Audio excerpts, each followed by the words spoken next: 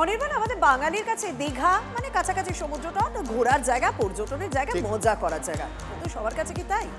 কিরকম? সেই খবরটাই এবার আমি দর্শকদের সামনে তুলে ধরবো। মানে দীঘা অনেকের কাছে সরকারি জমি লুটের দিঘি। সরকারকে ফাঁকি দিয়ে যেখানে সেখানে গজিয়ে উঠেছে হোটেল। আরটিআই এ এমনই তথ্য সামনে আসার পরই ফকিরের শুরু হয়েছে কেরামতি। এখানে ফকির হলো হোটেল মালিকদের একটি সংগঠন। তারা নাকি উটকো ঝামেলা মেটাতে মোটা টাকায় রফার প্রস্তাব দেয়। ভাইরাল হওয়া একটি নোটিশ ঘিরে দীঘায় বিতর্কের ঢেউ। সরকারি জমি লুটের অভিযোগ ঘিরে চড়া গলা বিজেপির। ফাঁদে না পা দেওয়ার পরামর্শ তৃণমূলের।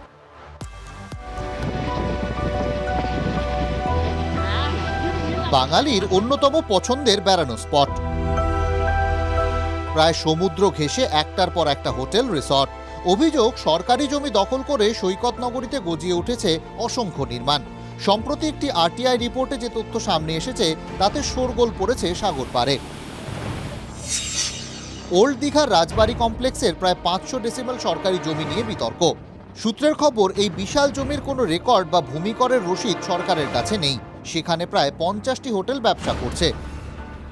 রাজ্য সরকারের 1 নম্বর খতিয়ানভুক্ত জায়গা ভেস্টেড ল্যান্ড, কখনোই আপনার মিউটেশন করা যাবে না। ভেস্টেড ল্যান্ড কেটে রাজ সম্পত্তি কোনো মতোই সম্ভব না।